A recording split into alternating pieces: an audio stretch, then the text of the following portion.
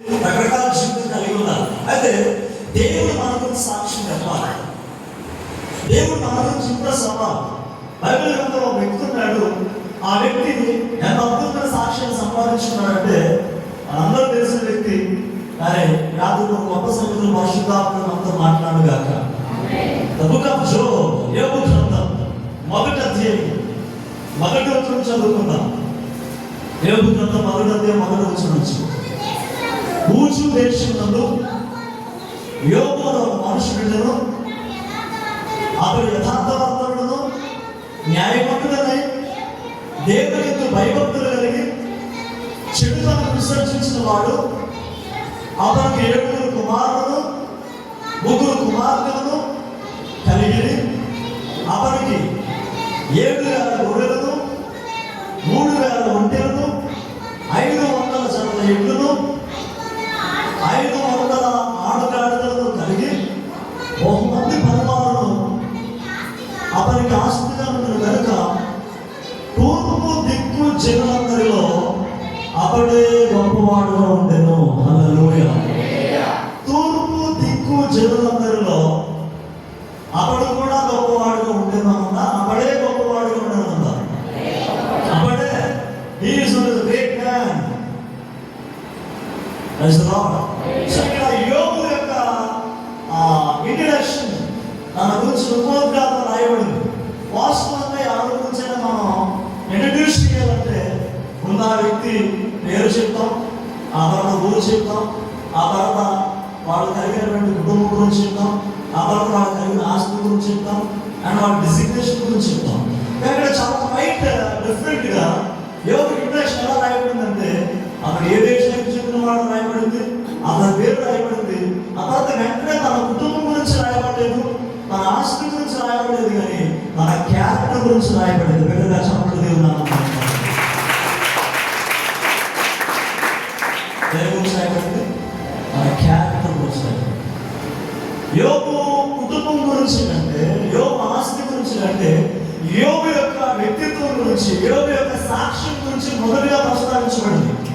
What I mean to say is more than our family, more than our property, more than our greatness, మన సాక్ష్యం, మన character అనేటువంటిది మన విలువను పెంచుతుంది. దేవుని స్తోత్రం కలుగును.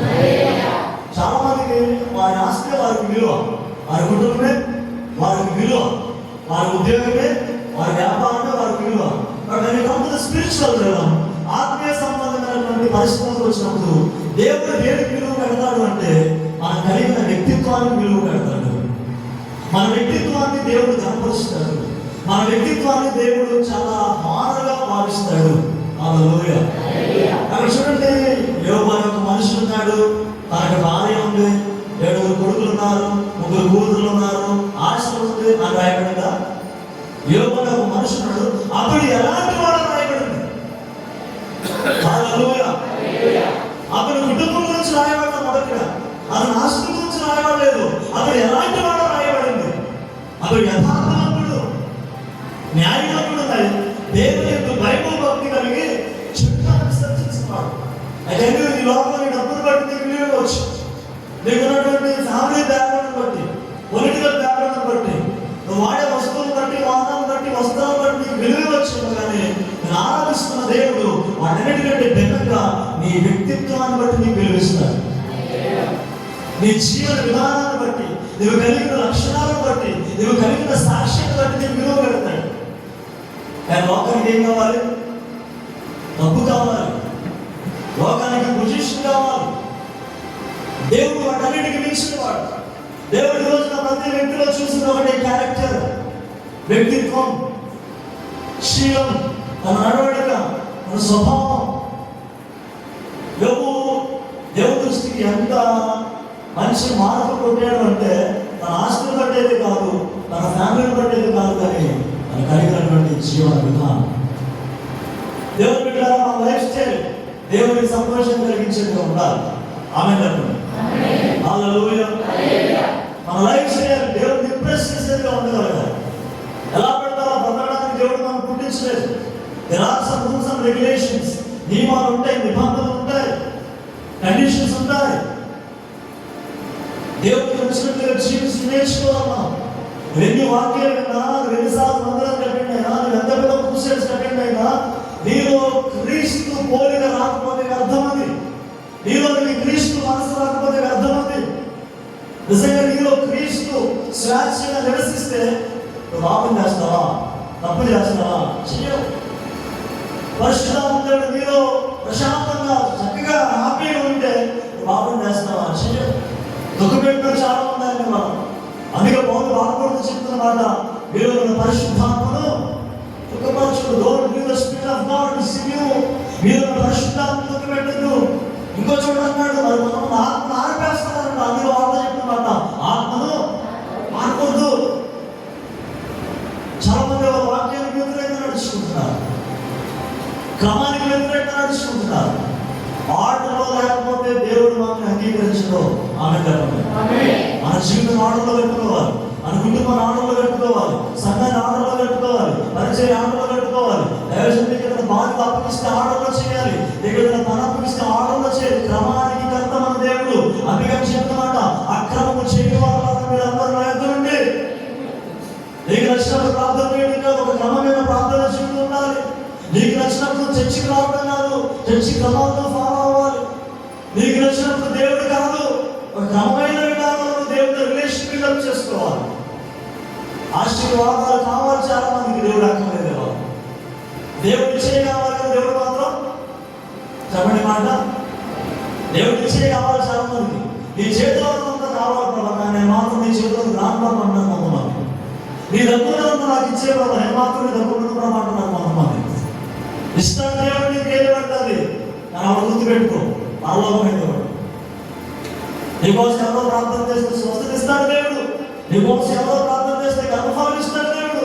నీకోసం ఎవరో ప్రార్థన చేస్తే ఉద్యోగం ఇస్తాడు దేవుడు. నీకోసం ఎవరో ప్రార్థన చేస్తే ఇల్లు ఇస్తాడు దేవుడు. బట్ నీకోసం ఎవరో ప్రార్థన చేస్తే పరలోకంలో ప్లేస్ ఎవడైనా.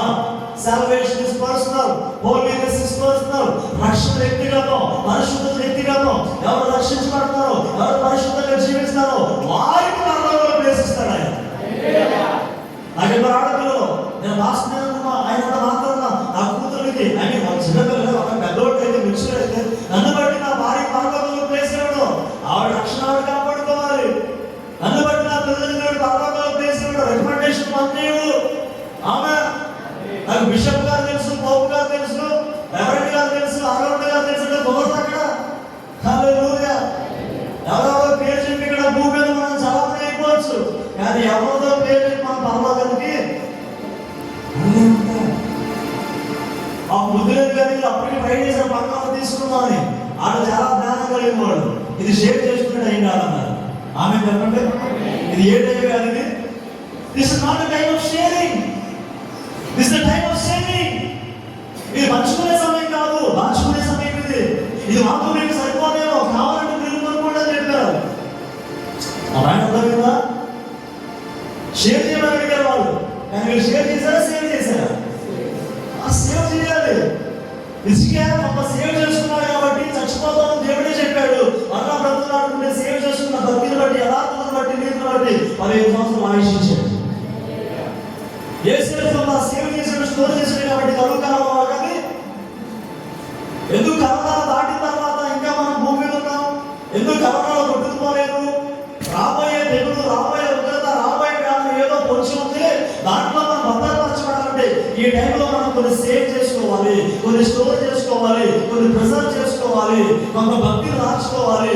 మన సమయం కంటే ఎక్కువగా చేయగలిగిన దానికంటే ఎక్కువగా భక్తి ఆరాధన ప్రార్థన చేయగలిగితే ఆపదలు అదే మనం నిలబెడతాడు.